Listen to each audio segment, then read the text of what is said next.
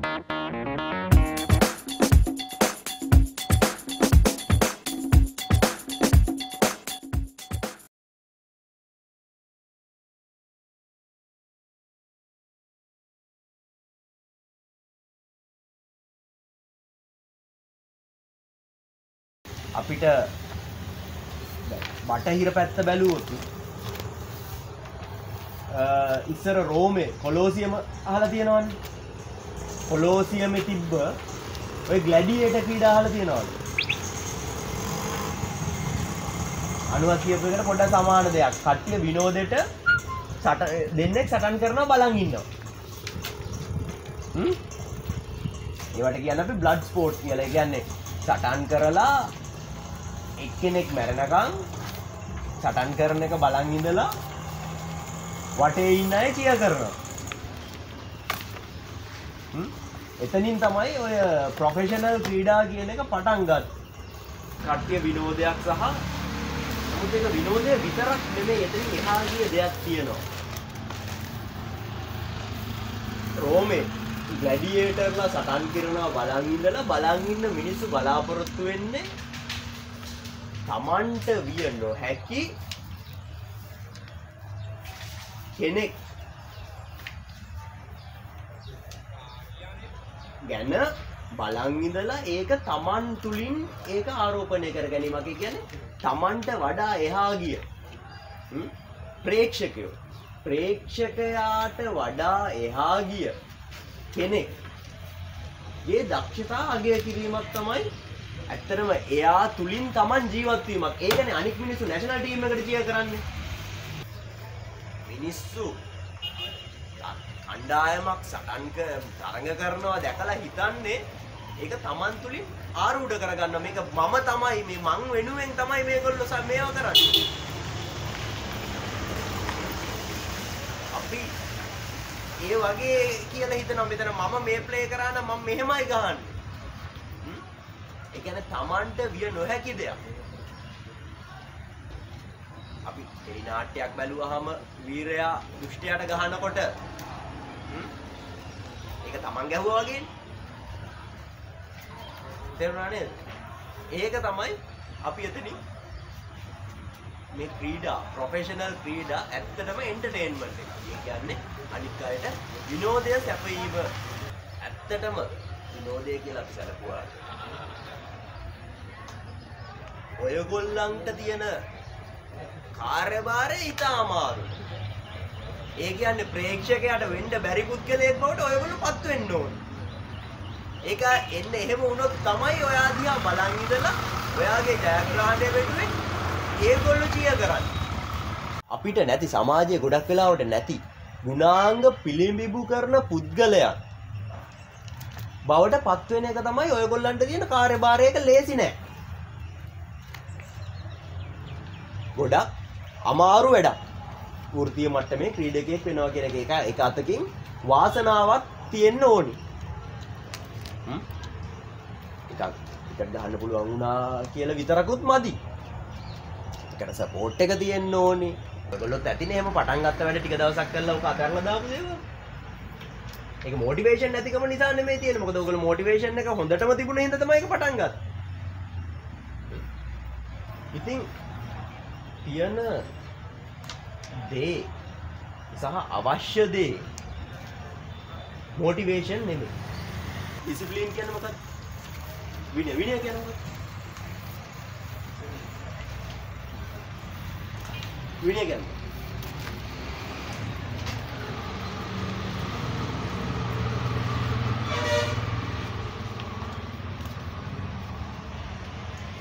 මොකද්ද විනය කියන්නේ?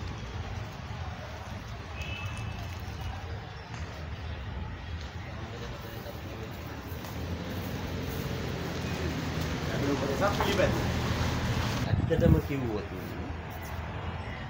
විනය කියන්නේ තමන්ට ඕනි විදිහට තමන්ව පාලනය කර ගැනීමට ඇති හැකියාව. තේරුණාද? තමන්ට ඕනි විදිහට තමන්ව පාලනය කර ගැනීමට ඇති හැකියාව තමයි විනය කියන්නේ. ඩිසිප්ලින් සොසයිටි එකක් කියන්නේ ඒක. ඔයගොල්ලන්ට තමන්ව පාලනය කරගන්න බැරි නම් උදේට ප්‍රැක්ටිස් වෙන්න වෙලාවට නැගිටින්න හිත හදාගන්න බැරි නම් ඒක නැගිට ගන්න බැරි නම් එතන විනය කියන දෙයක් නැහැ. මම ආපහු අර මං කිව්ව මුලින් එකට යනවා. මොකද ක්‍රීඩාව කරන හැටි ඕන කෙනෙක්ට කියන්න පුළුවන්. ක්‍රීඩාව කරන හැටි සහ ප්‍රැක්ටිස් කරන හැටි. ඕන කෙනෙක්ට කියන්න පුළුවන් ඔයාලට හොඳ ක්‍රිකටර් කෙනෙක් වෙන්න නම් ඔයා හැමදාම ප්‍රැක්ටිස් කරන්න ඕනේ කියලා. ඒ සරලයි. අර අධ්‍යාපනයේ හිතන්නේ. ඒ ලෙවල් හොඳම ලකුණු ගන්න මොනවද කරන්න ඕනේ? විෂය කරුණු පාඩම් කළා. මේ පෞද්ගලික ප්‍රශ්න විභාග ප්‍රශ්න පත්‍ර වලට සෝදානම් වෙන්නේ. ඔච්චරයිනේ කරන්න තියෙන්නේ. හරි සරල දෙයක් නේ. විෂය කරුණු අධ්‍යයනය කරනවා. ඊට පස්සේ ඒකට මේ විභාගයේ ප්‍රශ්න පත්‍ර වලට සෝදානම් වෙනවා. ඔච්චරයි නේද තියෙන්නේ. ඔතනින් ආර දෙයක් නැහැ. ඇයි එහෙනම් ළමයි පාස් වෙන්නේ නැත්තේ විභාගෙ?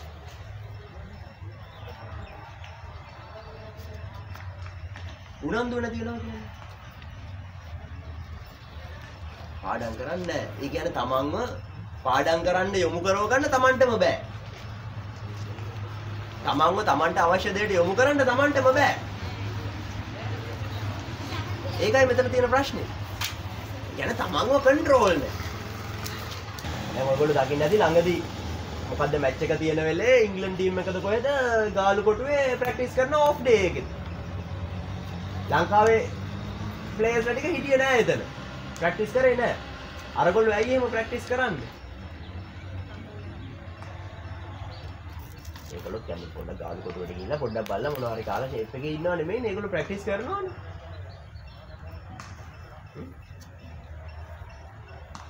අන්න ඔය මහන්සි වෙලා හෝ තමන්ට අවශ්‍ය ඒ ඉලක්කයට කරන්න ඕනි කියලා තමන් දන්න වැඩ. ඒවා අමාරු වැඩ නෙමෙයිනේ. තමන් දන්න වැඩනේ. ඒවා නිසි ලෙස අවශ්‍ය වෙලාවට තමන් ලවා කරවා ගැනීමේ හැකියාව තමයි ඔයගොල්ලෝ වර්ධනය කරගන්න ඕනේ.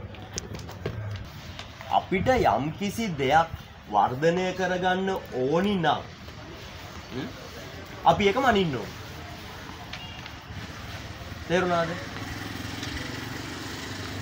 දැන් ඔයගොල්ලෝ අහලා තියෙනවානේ ෆයිනෑන්ෂල් ඇකවුන්ටිංగ్ කියලා සබ්ජෙක්ට් එකක් තියෙනවා. ඉගෙනනේ ඔය අහලා තියෙනවානේ කොමර්ස් කරන කවුරු හරි ඉන්නවද?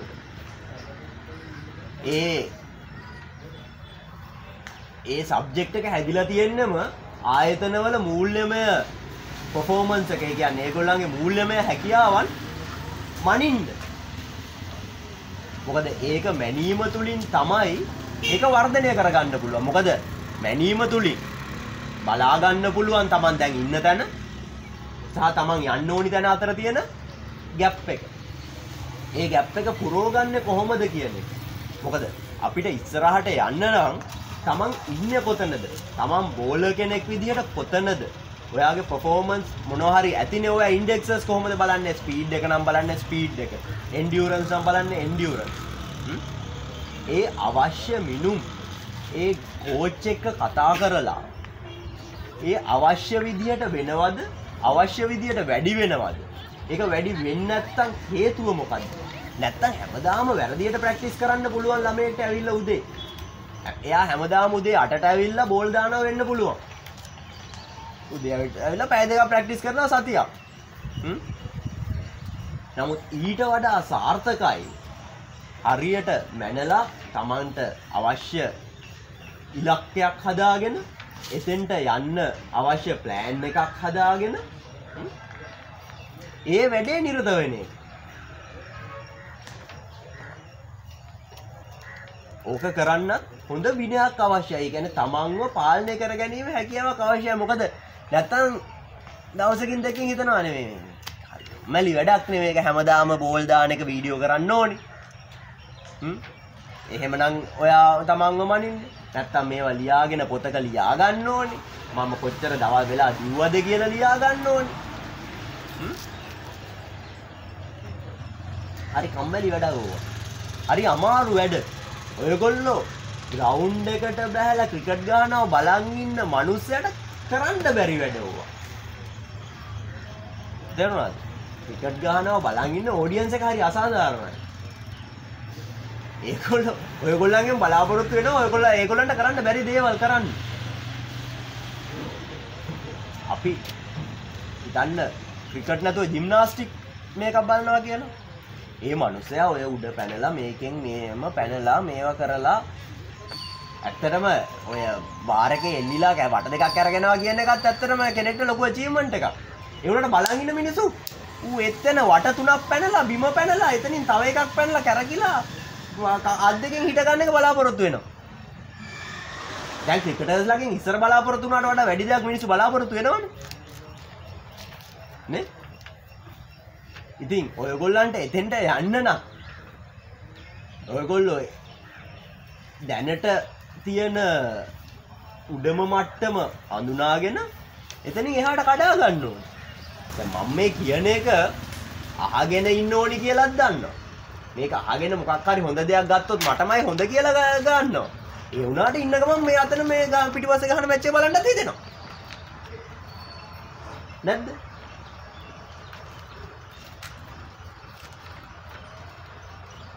අන්න උතන තමා වෙනස.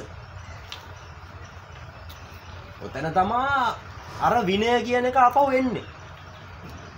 මොකද තමන් කරන දේ ගැන අවබෝධයෙන් ඒක ගැන යම්කිසි මිනුමකින් යුතුව ඒක හරියට කරේ නැත්තම් කොච්චර කරත් වැඩක් නැහැ. මොකද මෙතන දක්ෂ වෙලා මදි. ඔයගොල්ලෝ ශ්‍රී ලංකා ටීම් එකට යන්න නම් ඔයගොල්ලෝ දක්ෂ වෙලා මදි. දක්ෂයන් අතර අති දක්ෂයෙක් වෙන්න ඕනේ. හරිද? නමුත් ඕකට යන ඔයගොල්ලන්ට ටීම් එකට යන්න බැරි වුණා කියලා හිතමු. නමුත් ඔය ක්‍රීඩාවේ නියැලීම තුලින් ඔයගොල්ලෝ ගන්නා විනය ඔයගොල්ලන්ගේ ජීවිතයට ඉතාමත් ලොකු උපකාරයක් වෙනවා අනිවාර්යයෙන්.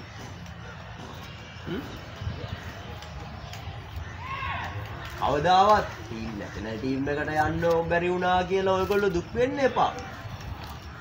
නමුත් නැෂනල් ටීම් එකට යන එක ගෝල් එක තියාගන්න නැතුව හරි නිසි විනයකින් යුතුව ප්‍රැක්ටිස් නොකරොත් අන්න දුක් වෙන්න. මොකද තමන්ට හොඳට කරන්න පුළුවන් දේක් බාගෙට කරනවා කියන එක වැඩක් නැති වැඩ. මොකද අපිට ජීවිතේ කළ යුතු දේවල් ගොඩක් දේවල් බාගෙට කරන එක තමයි මිනිස්සු ගොඩක් වරද්දා ගන්නා තැන. ඒක මුළු සමාජයේම හැමතැනම තියෙන දෙයක්. මොකද ඒකට ගොඩක් හේතු තියෙනවා. අපි ජීවත් වෙන්නේ විවෘත සමාජයකනේ. අපිට බාහිර බලපෑම් වැඩි. අපි හිතන දේවල් වලට එක දේවල් වලින් අපිට නොයේ දැන් අපි ටීවී එක ගත්තොත් ඒකෙන් තොරතුරු විශාල ප්‍රමාණයක් අපේ ඔළුවට එනවා. ඉන්ටර්නෙට් එකේ ළමයි වටේ පිටේ කතා කරන එකේ. ඉතින් අපිට හරි දේ මොකද්ද වැරදි දේ මොකද්ද කියලා අඳුරා ගැනීම මේ සමාජයේ හරිම අමාරුයි. අපි කළ යුතු දේ මොකද්ද නොකළ යුතු දේ මොකද්ද කියලා අඳුර ගන්නත් හරි අමාරුයි. ඒක ගොඩක් ගැඹුරු ලෙවල් එකකට යනවා. කොටින්ම පිරිමි ළමයෙක්ට රෝස පාට කමිසයක් ඇඳගෙන ටියුෂන් ක්ලාස් එකට යන්න පුළුවන්ද කියලා හිතන්න. අනිලම hina වෙනවනේ රෝස පාට ඇඳලා කියලා. ඒකට හේතුව මොකද්ද?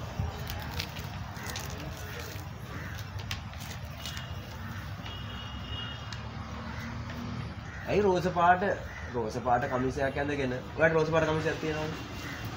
ඔයාලට තියෙනවද? කාටද මෙතන රෝස පාට කමිසයක් තියෙන්නේ? ඇයි රෝස පාට කමිසයක් ගන්න නැත්තේ? කඩවල රෝස පාට කමිස නැද්ද?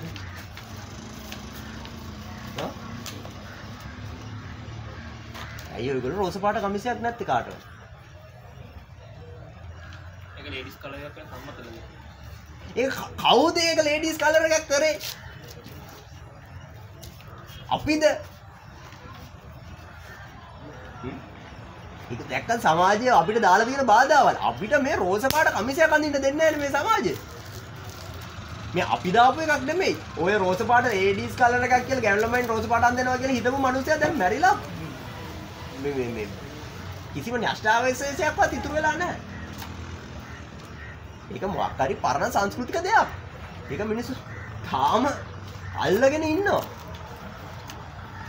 ඔන්න වගේ අපේ ජීවිතයට බාධා ගොඩාක් තියෙනවා. දැන් ඉස්සරහට යන්න උත්සාහ කරන අයට ඒගොල්ලන්ට සමාජයෙන් එක ඒවා කියනවා. දැන් ටියුෂන් ක්ලාස් එක ඉවර වෙලා හරි ඉස්කෝලේ පන්ති ඉවර වෙලා හරි නොදන්න දෙයක් ටීචර්ගෙන් අහගන්න යන ළමයාට අනික් ළමයි ටික මොකද කියන්නේ? ඔයගොල්ලෝ එහෙම කරනවද? කියන්නේ නොදන්න දෙයක් තිබුණොත් පන්ති වෙලාවෙන් පස්සේ ටීචර්ගෙන් ගිහලා අහන කවුරු හරි ඉන්නවද මෙතන? අහනවද? ඉතින් නොදන්න දෙයක් තිබුණොත් මොකද කරන්නේ? අන්න ගුරුවරයා ඉන්නේ නොදන්න දේ උගන්වන්නනේ. නොදන්න දෙයක් උගන්වන්න තමයි ගුරුවරයෙක් ඉන්නේ. ඔයගොල්ලෝ ගිහලා අහනවද ගුරුවරයාගෙන්?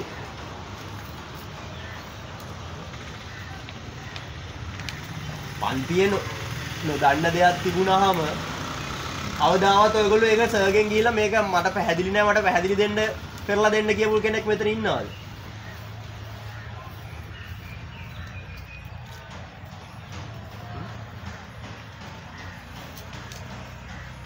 ඇයි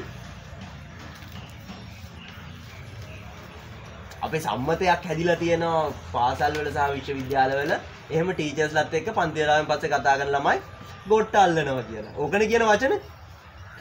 නේ? ඔයගොල්ලන්ට ඉදිරියට යනකොට ඔය බාධා ටික ඔක්කොම එනවා.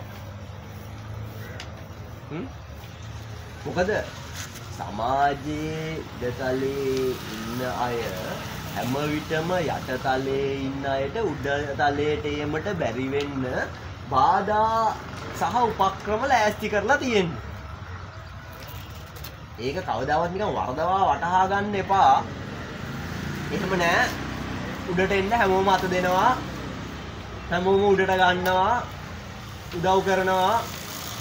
එහෙම දෙයක් පුළුල් සමාජයේ නැහැ. ගොඩක් දුරට නැහැ. කෙනෙක් ඉදිරියට එන්න පටන් ගත්තාම ඉතින් ගමෙන් පටන් ගත්තාම දිගින් දිගටම ඉතින් බාධා තමයි එන්නේ. ඒක නිසා සමාජයේ කොන්වීමකට භාජනය වෙන්න පුළුවන්. තනි වෙන්න පුළුවන්. මේකගේ ඔළුව වැඩි කියන්න පුළුවන්. හැමදාම උදේ ප්‍රැක්ටිස් යනවා නම් මිනිහට පිස්සු කියන්න පුළුවන්. ක්‍රිකට් කිස්සෙක් කියන්න පුළුවන්. මේ තමන්ගේ මේ කාලේ නාස්ති කරනවා කියන්න පුළුවන්. ගොඩක් දෙයක් එන්න පුළුවන්. දරුණා. නමුත් ඒවට මූණ දෙන්න ආත්ම ශක්තියක් ගොඩනගා ගන්න තියෙන හොඳම ක්‍රමය තමයි තමන්ට හොඳ ස්වයං විනයක් ගොඩනගා ගන්න එක. ඒ කියන්නේ තමන්ට තමන්ව කන්ට්‍රෝල් කරන්න පුළුවන් නම් තමන්ට තමන් ගැන විශ්වාස නම් පිට වෙන අවට බාහිර ලෝකය මොනවා කිව්වත් වැඩක් නැහැ. ඔයාව නවත්තන්න බෑ. ඔයා සර්ගෙන් පන්ති වෙලාවෙන් පස්සේ ගණන් අහගෙන විභාගෙ ලියලා පාස් වුණොත් ඔයාට එක එක කතා කිව්ව ළමයින්ට ෆේල් කරවන්න බෑනේ. ඔයා හැම වෙලේම ඔයා නැෂනල් ටීම් එකට තේරුනොත් ඔයාට ක්‍රිකට් පිස්සා කියපු මිනිස්සුන්ට කියන්න බෑ නෑ නෑ මූ ක්‍රිකට් පිස් එකේ ඒකෙන්ද නැෂනල් ටීම් එකෙන් එළියට ගන්න බෑනේ නේ. ඇත්තටම ගත්තොත් ඔයා රෝස පාට කමිසයක් ඇඳගෙන පන්තියකට ගියා කියලා අනික් ළමයින්ට කරන්න පුළුවන් දෙයක් නෑනේ. මොනව කරන්න කමිස ගලවන්නද ඔයාගේ? කරන්න පුළුවන් එකම දේ ඔයාගේ හිත වටන එක විතරයි. ඔයා වැටෙන්නේ නැතුව හිටියා නම් හිත මිනිසුන්ට කරන්න පුළුවන් දෙයක් නෑනේ. ඔයගොල්ලන්ට තේරෙනවද? ඔයගොල්ලෝ ප්‍රැක්ටිස් වෙන එක, ප්‍රැක්ටිස් කරන එක, ස්ටඩි කරන එක, මැචස් බලලා ඒව ගැන ඉගෙන ගන්න එක. ඒ වගේ දේවල් වළක්වන්න පුළුවන් ඔයගොල්ලන්ට විතරයි. තමන් විසින් පිටින් එන දේවල් මත ඒව බිඳගත්තේ නැත්තම්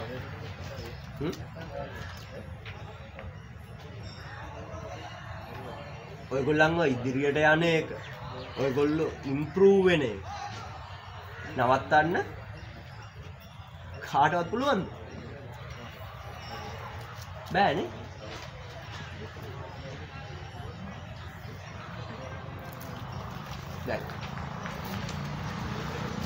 මේ දැන් කියපු ටික ගැන මොනවා හරි ප්‍රශ්න තියෙනවද? කාගා හරි පැහැදිලි කරගන්න දෙයක් තියෙනවද? දැනගන්න දෙයක් තියෙනවද?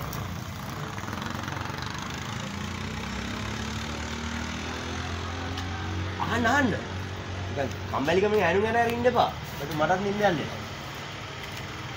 මම තීරය හරියට නිදාගෙන.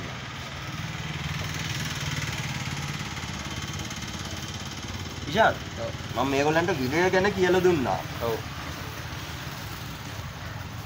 එතකොට ක්‍රිකට් ගැන පොඩ්ඩක් ක්‍රිකට් නෙමෙයි ප්‍රොෆෙෂනල් ස්පෝර්ට්ස් වලින් බලාපොරොත්තු වෙන්නේ මොනවද? ප්‍රේක්ෂකයා බලාපොරොත්තු වෙන්නේ මොනවද? එතෙන්ට යන්න මොනවද කරන්න ඕනි ගැන පොඩ්ඩක් කතා කරා. ඊට අමතරව අපි මොන වගේ දේවල්ද කතා කරන්න ඕනද? නායකත්වය.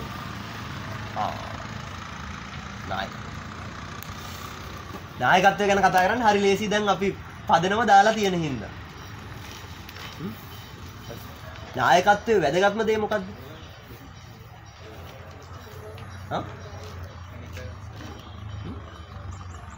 නෑ මම දැන් කියපු දෙයක් හරි ලේසි දෙයක්. ඔක තියෙන නායකත්වයේ වැදගත්කම මොකද්ද?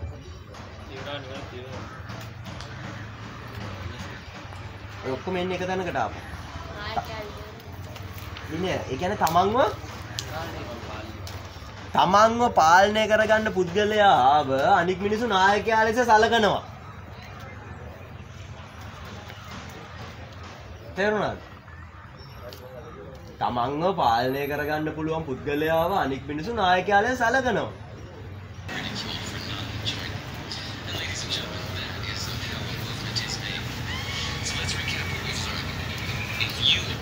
දැක්කනේද මොකද්ද වෙන්නේ කියලා? මේ මිනිස්සයා ඔය කොට කල්චර් එක ඇඳගෙන ඉන්න මිනිස්සයා නායකත්වය දෙනවා මිනිස්සු 200කට නටන්න. එයා එතන පටන් ගත්තේ තනියම දැක්කද? තනියම අනික් මිනිස්සු එතන එයාට හරියන්නත් තිබුණා, වරදින්නත් තිබුණා, අනික් මිනිස්සු හූ කියන්න තිබුණා, ගල් ගහන්න තිබුණා. තේරුණාද?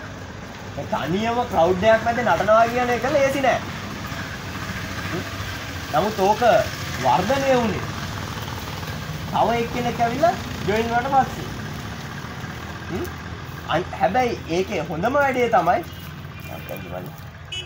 ඒ ජොයින් වුණ කෙනාව මෙයා සහෘදයෙක් වගේ පිළි අරගෙන එයාව බදාගෙන එයාටත් නටන හැටි කියලා දීලා එයා තමන්ගේ නායකයාගේ ඩෙෆිනිෂන් එක එයා තමන්ගේ ෆලෝවර්ව සපෝට් කරන හැටි එයාත් එක්ක හොඳ සම්බන්ධයක් ගොඩනගා ගත්ත එක එයාට නිසි ගරුත්වය ලබා දුන්නේ එක. තේරුණාද? තමන් නායකයා කියලා තමන් නෙමෙයි මේ තැන තියෙන වටිනාම පුද්ගලයා. මට ඒකයි කියන්න අවශ්‍ය වෙන්නේ. තමන්ගේ අනුගාමිකයෝ ඒගොල්ලෝ තමයි වැදගත්ම පුද්ගලයෝ. අපි ඒගොල්ලන්ට ගෞරවයෙන් සලකන්නේ නැත්තම් ඒගොල්ලෝ කියන ඒගොල්ලන්ගේ අදහස් වලට ගරු කරන්නේ නැත්තම් ඒගොල්ලන්ගේ අවශ්‍යතාව ගැන හොයලා බලලා ඒගොල්ලෝ හරහා තමන්ට අවශ්‍ය දේ පතුරවන්න උත්සාහ කරන්නේ නැත්තම් හරි නායකයෙක් වෙන්න බෑ. නිකන් ලොක්ෙක් වගේ බොරුවට කෑ ගහගෙන බැනගෙන අනික් කට්ටියට ඉන්න පුළුවන්. නමුත් ඒක නායකත්වය නෙමෙයි. නායකයෙක් ඉන්නවා. නායකයා ක්‍රීඩාවක වගේ කණ්ඩායම් මේකක අවශ්‍ය වෙන්නේ තීරණ ගැනීම. ලීඩර්නේ මේ කැප්ටන් එක තීරණය කරන්නේ කොහොමද බැට්ස්මන්ලා දාන්නේ බැටිං ඕඩර් එක ෆීල්ඩින්. ඒක කණ්ඩායම වෙනුවෙන් ගන්න නම් එයාට තමන්ගේ කණ්ඩායම ගැන හොඳ තේරුම් ගැනීමක් තියෙන්න ඕනි. ඒ කණ්ඩායමේ සියලුම දෙනාගේ හැකියාවල් වලට ගරු කරන්න ඕනි. ඒ ගැන හොඳ අවබෝධයකින් සහ තමන්ගේ හැකියාවන් ගැන අවබෝධයකිනුත් ඉන්න ඕනි. ඒකට අවශ්‍යයි තමන්ව පාලනය කර ගැනීමේ හැකියාව. ක්‍රීඩාවේදී මම කලිනුත් කිව්වා බලන් ඉන්න මිනිස්සු බලාපොරොත්තු වෙන්නේ ඒගොල්ලෝ වගේ පුද්ගලයෝ නෙමෙයි. සුවිශේෂී පුද්ගලයෝ. මිනිසුන්ගේ හොඳයියයි කියන ගුණාංග සියල්ලම පවතින මේ පුද්ගලයෝ. ඉස්සර ඉතිහාසයේ ඉඳන් අපේ මිනිසුන්ගේ තියෙන ශාරීරික හැකියාවන් ෆිසිකල් ස්ට්‍රෙන්ත් එක අරවට මේවට මිනිස්සු ගරුත්වයක් දීලා තියෙනවානේ. ඉතින් ඒකේ උපරිමයේ තියෙන පුද්ගලයෝ තමයි බලාපොරොත්තු වෙන්නේ. මොකද ඒ යකින් බැලුවාම හරි අසාධාරණයිනේ බලන් ඉන්න මිනිස්සු. ඒගොල්ලන්ට කවදාවත් වෙන්න බැරි දෙයක් ඔයගොල්ලෝ කරයි කියලා බලාපොරොත්තු වෙනවා. ඔයගොල්ලෝ ඒක කරේ නැත්නම් හිනාත් වෙනවා. හරි එහෙනම් බොහොම ස්තුතියි. මේ ඔයගොල්ලන්ට මම ඉතින් ඔයගොල්ලන්ට ජය ප්‍රාර්ථනා කරනවා. අපිට උදව්වක් කරන්න පුළුවන් වුණොත් අපි උපරිමයෙන් කරන්න. දැන් අද දවසේ ආවකට බොහොම ස්තුතියි. අනේ කිසි ප්‍රශ්නයක් නැහැ. ඔයගොල්ලන්ට උදව්වක් කරන්න පුළුවන් නම් ඒක තමයි ඉතින් හොඳ. දැන් අපි ඉදිරියට මේ වගේ සංවිධානය කරනවා. ඔව්. මේ කට්ටිය පොඩි ජයයක් තියෙනවා කෙනත් මම ටීම් එකේ නායකයාට එන්න කියන එක දෙන්න. ඊළඟ